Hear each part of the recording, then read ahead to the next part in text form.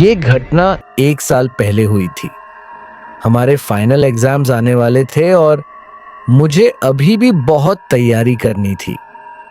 आमतौर पर हमारी स्कूल की लाइब्रेरी 5 बजे बंद हो जाती थी, लेकिन एग्जाम्स की वजह से स्कूल ने तय किया कि लाइब्रेरी आधी रात तक खुली रहेगी, ताकि बच्चे चाहें तो वहां बैठकर पढ़ाई कर सकें।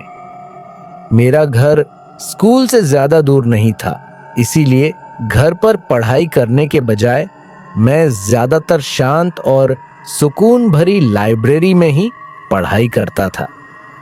उस दिन मैं शाम के 6 बजे घर से निकला और थोड़ी ही देर में लाइब्रेरी पहुंच गया। मैं पढ़ाई में इतना डूबा हुआ था कि पता ही नहीं चला कब रात के 10 बज गए।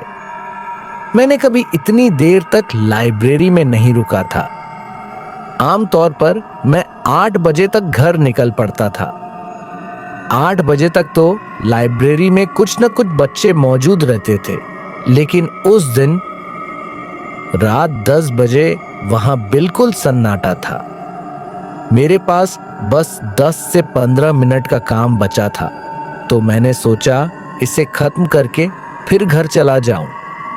मैं पूरी तरह अपनी पढ़ाई में डूबा हुआ था, तभी अचानक मुझे किसी के लंगड़ाड़ा कर चलने की आवाज़ें सुनाई दी।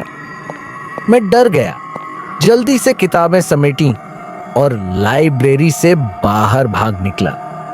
लाइब्रेरी के बाहर बहुत लंबा कॉरिडोर है और उस कॉरिडोर के आखिर में दाईं ओर मुड़ने पर स्कूल का एग्जिट डोर आता है। मैं कॉरिडोर से होकर निकला और जैसे ही एग्जिट के पास पहुंचा, मैंने देखा वहां एक आदमी खड़ा था। मुझे नहीं पता वो कौन था, लेकिन जैसे जैसे मैं पास जा रहा था, मेरा डर और असहजता बढ़ती जा रही थी। मेरा मन घबरा गया और मैंने हिम्मत करके आवाज लगाई, कौन है वहां? और जैसे ही मैंने ये कहा, वो आदमी अचानक गायब हो गया। मेरी जान में जान आई और मैं तेजी से बाहर निकल आया।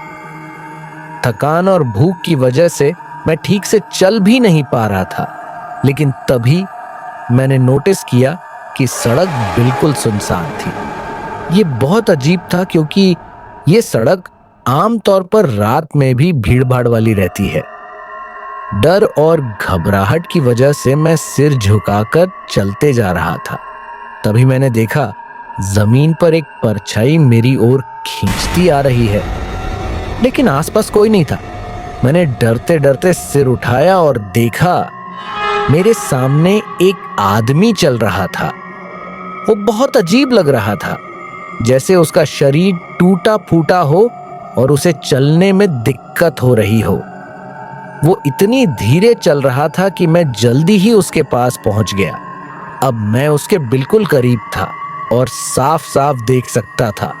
उसने फटे हुए गंदे कपड़े पहन रखे थे।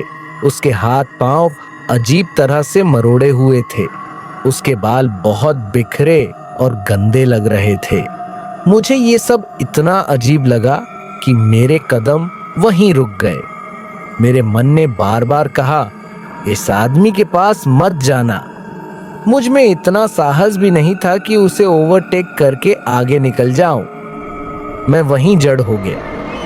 वो आदमी अचानक मेरी तरफ मुड़ा और अजीब सी आवाज में बोला, मेरे बेटे को देखा है? मैं डर के मारे बिल्कुल जड़ हो गया। मेरा दिमाग सुन्न हो गया। मुझे समझ ही नहीं आ रहा था कि मैं उसका सवाल कैसे जवाब दूं। डर के मारे मैंने कांपते हुए अपनी उंगली बहुत दूर की ओर इशारा कर दिया और बोला, वो उधर। वो आदमी लंगड़ाते हुए उसी दिशा में चल दिया। इतनी दूर चला गया कि नजर ही नहीं आया। मैं लगातार डर रहा था कि कहीं वो अचानक से फिर मेरे सामने न आ जाए। मैं जितनी तेज भाग सकता था, उतनी तेज भागा। उस वक्त मेरे दिमाग में सिर्फ एक ही बात थी, किसी इंसान को ढूंढना, कोई गाड़ी, कोई मदद, बस कुछ भी। तभी अचानक मुझे दूर से वही आदमी चीखते हुए सुनाई दिया, वो यही है, इसके बाद मुझे कुछ याद नहीं।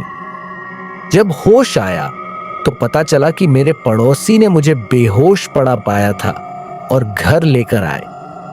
बाद में मुझे उनसे पता चला कि साल 1998 में 35 साल का एक आदमी एडवर्ड था।